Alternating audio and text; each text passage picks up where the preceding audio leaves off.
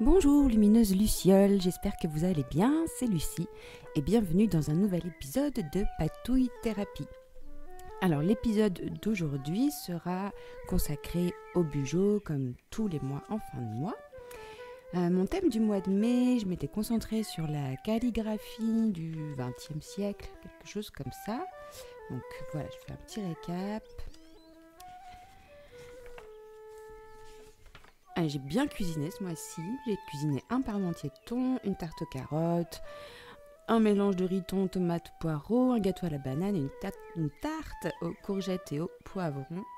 Et à chaque fois, c'était super bon. Et vraiment, cette page la ronde des petits plats, elle est super pratique parce que je peux retrouver d'un coup d'œil comment j'ai cuisiné telle ou telle chose. Par exemple, la pâte brisée pour faire les tartes.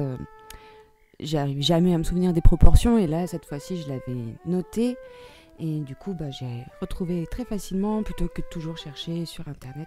Des fois, juste un cahier, c'est plus pratique que d'allumer l'ordinateur ou le téléphone. Ce mois-ci, j'ai bien lu, ça fait plaisir parce que j'avais un peu perdu le rythme. Donc j'ai lu 6 bouquins. Le poids des secrets, donc tome 1 et tome 2. De Aki Shimazaki, Le temps du loup de Thomas Kanger, La vengeance du loup de Jacques Mazot, L'abbaye au loup de Paul Couturiot et Le palais de mémoire de Élise Fontenaille.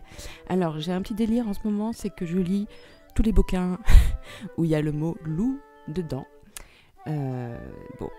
Ça permet au moins de lire des trucs auxquels on n'aurait pas pensé, même si moi pour le coup c'est pas une grande réussite parce que les deux bouquins là, Le temps du loup et La vengeance du loup, qui sont des polars, je les ai pas du tout aimés.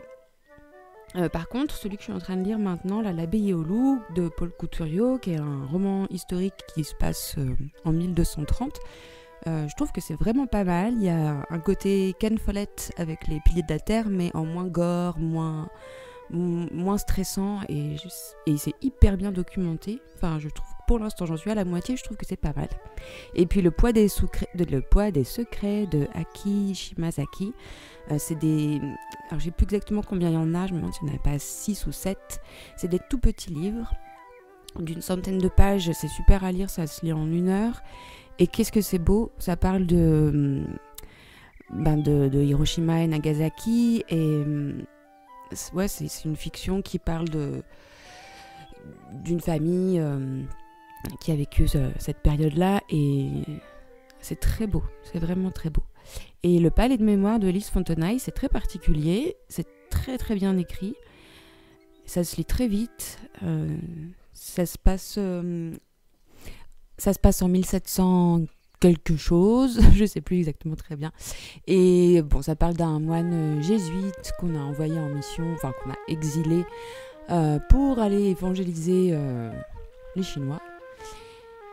Et donc le palais de mémoire, c'est une technique de mémorisation qui avait été un peu mise en place par un grec dont je ne me souviens plus le nom, mais enfin bon. C'est très très bien écrit, c'est très très très intéressant, c'est très poétique et puis c'est aussi un peu dérangeant parfois, donc c'est une lecture qui est intéressante. Voilà pour donc les pages de mon bullet du mois de mai. Et puis après on avait mes fameuses pages hebdomadaires avec les onglets.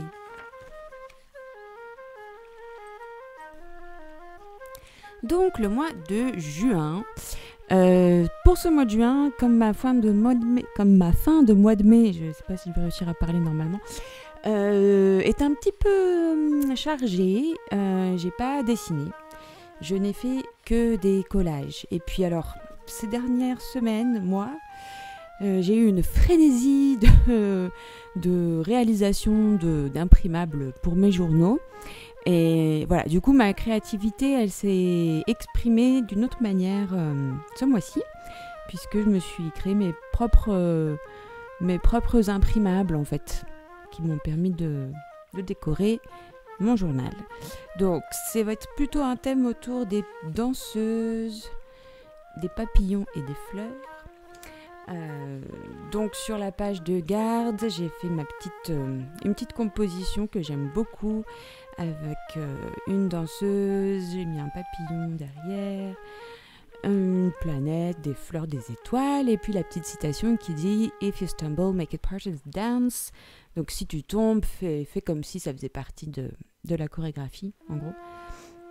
Et puis la page de garde du mois de juin, toujours avec des fleurs, une danseuse, un papillon, et puis un petit collage pour faire le calendrier avec un cadre qui rappelle un peu les jeux de tarot. Voilà. Donc notre première double page, c'est les collections habituelles, anémocor et patouille. Donc mes activités principales. Donc toujours les mêmes, ça va être vraiment la même structure que les mois précédents. J'ai juste ajouté une page à la toute fin et j'essaierai de vous en reparler un petit peu. Donc voilà pour la décoration. Alors ce que je voulais dire, c'est que la décoration, c'est pas quelque chose de juste superficiel qui fait joli. Ça vient vraiment servir l'organisation et l'efficacité. J'en parle parce qu'il y a eu une époque, je me souviens de quelqu'un qui m'avait dit, c'était à l'époque où on était à la fac, et puis voilà, il y avait quelqu'un qui suivait des cours dans une classe, et puis cette personne trouvait que les filles qui prenaient du temps à bien mettre en forme leurs cours, et qui vraiment était un peu lente du coup à la prise de notes. Enfin, cette personne me disait « Ah mais ces filles-là, elles m'énervent, elles font vraiment faillotte, c'est les machins. » Enfin, il y avait vraiment un jugement négatif. Et puis, voilà, comme si c'était un peu trop superficiel et que ça faisait trop bon élève, en gros, de faire des décorations. Mais en fait, c'est important. C'est important puisque ça nous permet de structurer les idées, ça nous permet de mieux les mémoriser, ça permet d'associer le visuel avec le conceptuel, enfin voilà. Et à l'époque, moi, je comprenais le point de vue, et puis c'est vrai que moi, mes prises de notes à la fac, c'était une catastrophe, hein. J'écrivais très vite, en CM, on prend les notes, on n'a pas le temps de mettre en forme, et mes premières et deuxième années de fac, clairement, je remettais pas mes notes au propre, et c'était un vrai foutoir dans ma tête, dans mes cours, enfin voilà, bon, je m'en suis sortie au niveau des études, mais quand même, c'était pas très sérieux, quoi. Et puis en troisième année, où là, je me suis un peu plus intéressée, voilà, là, le fait de remettre les choses par écrit, de restructurer la prise de notes, ça permet de super bien mémoriser les choses. Donc là, en fait, c'est exactement pareil, sauf que ça s'applique à notre vie quotidienne ou professionnelle, ou les deux, en fait. Et donc, moi, je trouve que c'est, en plus d'être joli et de nourrir la créativité, ça a vraiment un rôle important d'efficacité. Nous voilà maintenant à la page du budget. Donc j'ai à chaque fois mis sur la page, j'ai découpé des cadres, voilà, pour structurer ma page et pour structurer ma prise de notes, parce que je me suis quand même rendu compte que quand je faisais les pages les mois précédents pour la cuisine, la ronde des plats et puis la bibliothèque, où c'est un grand espace vierge et puis j'ai plus qu'à écrire, je trouve que c'est compliqué parce que j'ai du mal à structurer. Et quand c'est structuré à l'avance, j'ai plus qu'à écrire directement dans les cases, et du coup c'est bien rangé dans ma tête. Voilà, et puis les petites décorations, enfin là où j'ai écrit revenus, charges, économie, envie, c'est moi qui ai fait ça. J'ai mis encore une petite planète, des fleurs, j'ai écrit revenus. Et je trouve ça super en fait de faire ses propres imprimables, parce que ça correspond vraiment aux besoins qu'on a nous. Et puis voilà, ça permet d'avoir vraiment sur sa page des choses clairement que moi je pourrais pas faire avec un crayon, quoi. Et voilà, je dis pas que je ferai ça tout le temps, mais de le faire de temps en temps, c'est vraiment très chouette, c'est vraiment satisfaisant, Et puis c'est tout aussi créatif puisqu'on a pris le temps de créer son imprimable en fonction de ses besoins. Donc voilà. Et puis alors moi j'aime mieux en fait, à une époque, j'ai eu une petite addiction aux stickers, un peu comme tout le monde qui fait le journal créatif. Et puis maintenant en fait j'en suis revenue, j'ai plus du tout envie d'utiliser des stickers. Je préfère en fait imprimer sur du papier brouillon. Là en fait c'est du papier brouillon sur lequel j'ai imprimé mes cadres. On voit un petit peu par transparence des fois quelque chose derrière, mais moi ça m'embête pas. Donc je préfère imprimer sur du papier brouillon puisque ça permet de recycler du papier brouillon. Même si bon l'impression sur encre et tout, je pense que c'est pas hyper écolo, mais peu importe. Bref. Et ce que j'aime bien aussi, c'est que je découpe, je colle. Enfin voilà, il y a quand même un petit peu de temps à passer pour que ça fasse, ça ressemble à quelque chose sur la page. Alors que un sticker, je trouve que tout est fait quoi. La recherche de l'image est faite, le découpage est fait, il n'y a plus qu'à coller. Et moi, je conçois que ce soit super pratique. Et si on n'a pas envie de s'embêter, qu'on n'a pas le temps, ou pas l'envie, l'énergie, mais qu'on a envie de quelque chose de structuré, joli, bien sûr, les stickers, c'est super. Mais moi, en fait, aujourd'hui, je préfère faire mes propres trucs et puis découper. J'adore coller. Voilà. Je ne saurais pas exactement vous expliquer pourquoi, mais c'est comme ça. Donc maintenant, ma ronde des petits plats. Donc là, j'ai collé aussi des petits cadres pour structurer un peu mieux la page. J'aurai quand même des espaces pour écrire un peu comme je veux. Et puis, je pense que c'est aussi parce que je les avais imprimés un peu en double. Et du coup, plutôt que de les jeter, je les ai utilisés. Et là, on voit aussi qu'il y avait quelque chose d'imprimé sur le verso du papier. Voilà. Et la page de bibliothèque, donc là c'est pareil. Le mois précédent, alors je vous ai parlé des livres, mais j'ai pas vraiment parlé de la page en elle-même, de la page du mois de mai de la bibliothèque. Donc j'avais fait ma petite décoration avec un cadre, la page était encadrée, pardon. Et puis j'avais fait des petits collages juste pour décorer. Là pour le coup c'était vraiment juste pour décorer, c'était pas du tout pour structurer. Et du coup j'ai écrit juste les titres au fur et à mesure que je lisais. Mais bon c'est pas très beau. Et puis je savais plus si j'avais envie de faire un petit résumé, de noter ce que j'avais pensé du livre et de mettre une note. Alors j'aime pas noter, j'aime pas mettre des jugements genre 5 étoiles ou 2 étoiles. J'aime pas trop faire ça, je sais pas pourquoi. Donc j'ai pas très envie de faire ça, mais ce que j'ai fait par contre, c'est d'imprimer les couvertures des livres, de les coller, et je les ai collées par ordre, par top. En fait, j'ai mon top 1, top 1, top 2, top 3 et 4 et 5. Voilà, et je pense que comme j'ai encore de l'espace libre, je prendrai le temps d'écrire 2-3 petites choses. Et donc pour juin, j'avais envie d'un peu plus de structure, donc d'avoir un cadre, même si j'ai pas noté les titres parce que je suis pas encore très sûre de moi, j'aurai un cadre, je pense, où je ferai ma liste de livres que j'ai lus. J'avais envie d'un cadre pour faire un focus sur le livre préféré du mois. Et puis j'avais laissé un peu d'espace peut-être pour écrire pareil mon palmarès des titres que j'ai préférés. Voilà, c'est ce que j'ai dans l'idée. Après, c'est peut-être pas comme ça que ça va se passer, je ne sais pas encore. Voilà. Ensuite, on arrive donc aux pages hebdomadaires avec toujours mes super onglets que j'adore. Donc là, cette fois-ci, j'ai utilisé un washi tape de super mauvaise qualité que j'ai hâte de finir dans les tons saumon. En fait, là, en ce moment, je suis en mode je vide mes placards, donc je m'interdis de racheter du washi avant d'avoir fini tous mes rouleaux. C'est bientôt le cas, mais pas encore, donc j'attends. Voilà. Et pour la page, les semaines, c'est toujours pareil. Donc j'ai fait mon petit encadré avec le calendrier mensuel en haut à gauche de chaque double page pour la semaine. J'ai surligné la semaine qui correspond.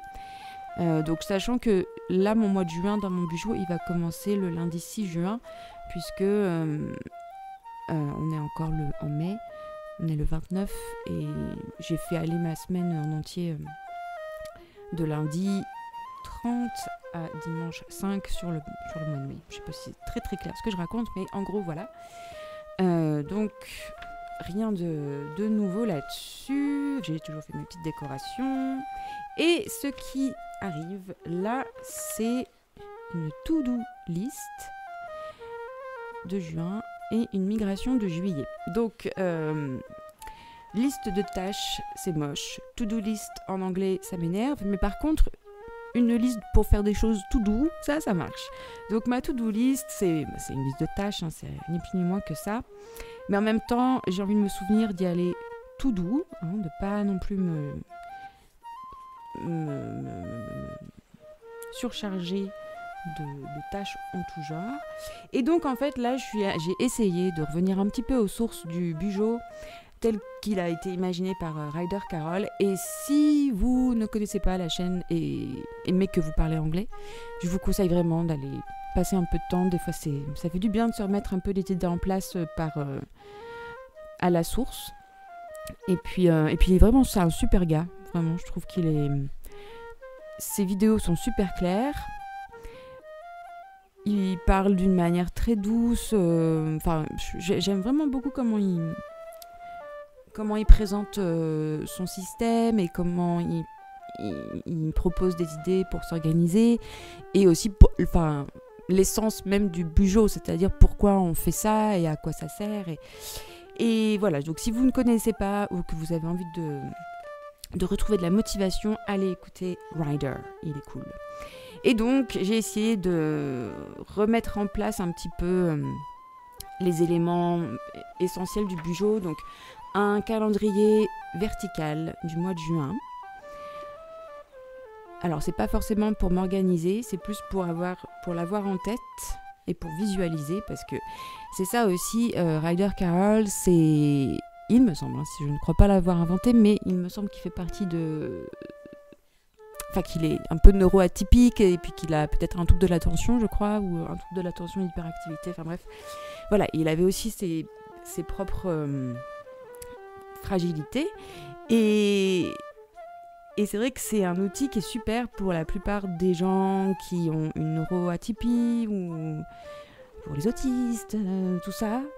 Parce que par exemple, moi, j'ai un mal de chien à visualiser le temps et à m'organiser dans le temps sans support matériel. C'est très très compliqué. Et puis, il ne faut pas que ce soit présenté de n'importe quelle manière, parce que si c'est des vues en planning, là, moi, ça ne marche pas du tout. C'est une catastrophe, ça me stresse, je n'y arrive pas. Alors que la vue comme ça, verticale, ça marche très bien. Je trouve que c'est beaucoup plus simple. Bref.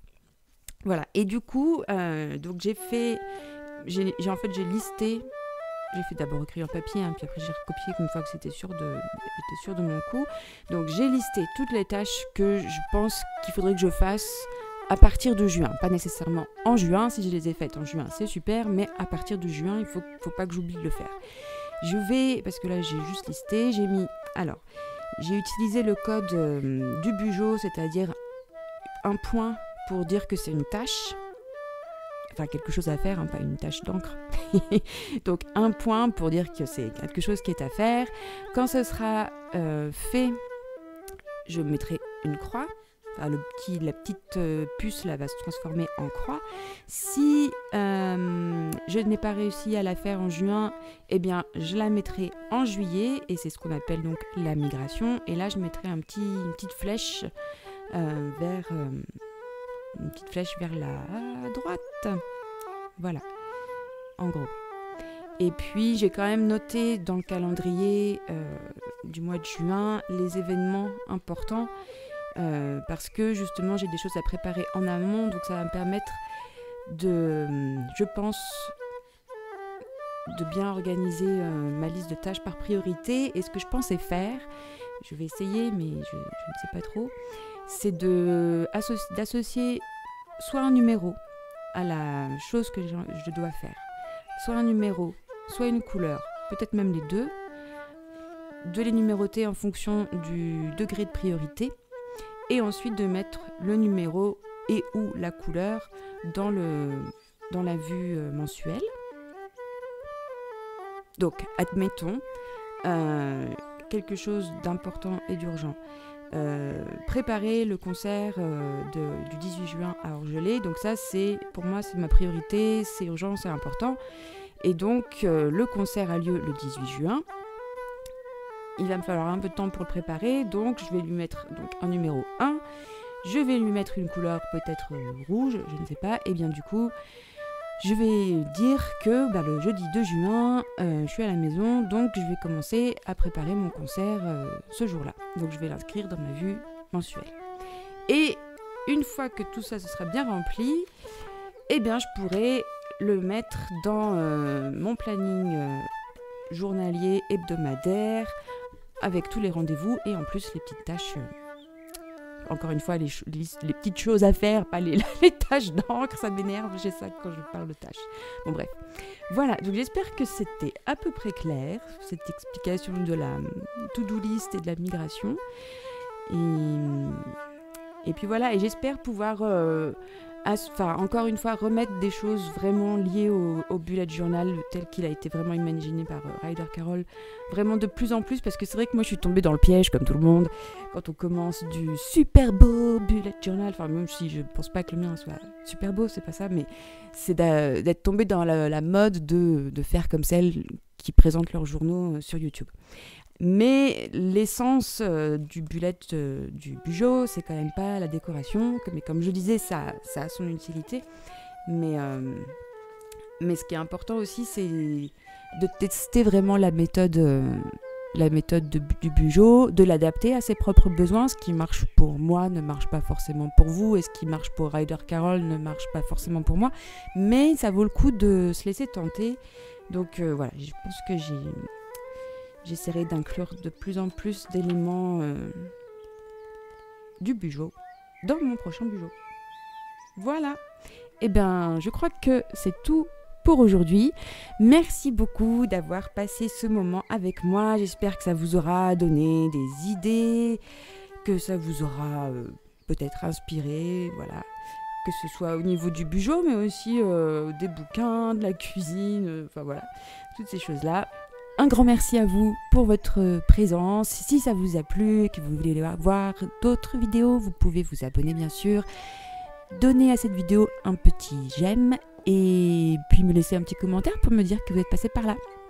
Je vous embrasse, prenez bien soin de vous et à très bientôt. Bye bye.